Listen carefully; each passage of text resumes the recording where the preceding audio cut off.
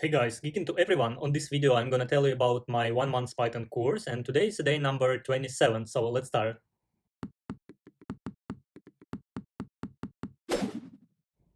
Okay, and I'm gonna start with the checking my plan.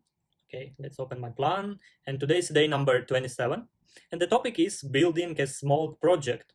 Apply your knowledge to build a small Python application. Okay, that's cool. What I'm gonna do is copying all my plan.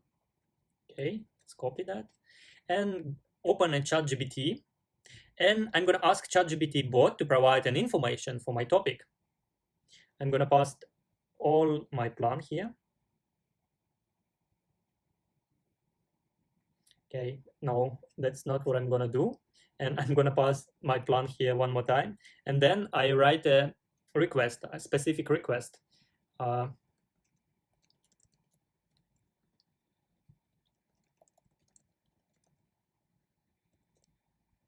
Okay, then I ask to provide information for day 27. So, okay, and now we are waiting for ChatGPT reply. Okay, low battery. I close this notification. Okay. So I'm zoom it in. On the day 27 of the Python learning plan, you will be building a small project to apply the knowledge you have gained throughout the previous weeks. This project will allow you to showcase your Python skills and demonstrate your understanding on various concepts. Here are some general guidelines to help you get started with your small Python application. Okay, point number 1, choose a project idea. Okay, and there is some guidelines. Select a project idea that interests you. It could be a simple task manager, a week up calculator, or contact book, or other small-scale application. Number 2, plan your project.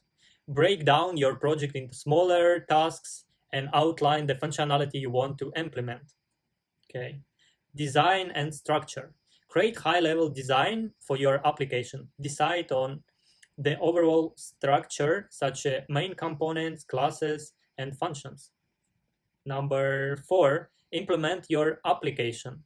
Start implementing your project based on the plan you created. Write the necessary code, define classes and functions, and handle user input and output. Point number 5, test and debug. Test your application to ensure it functions correctly.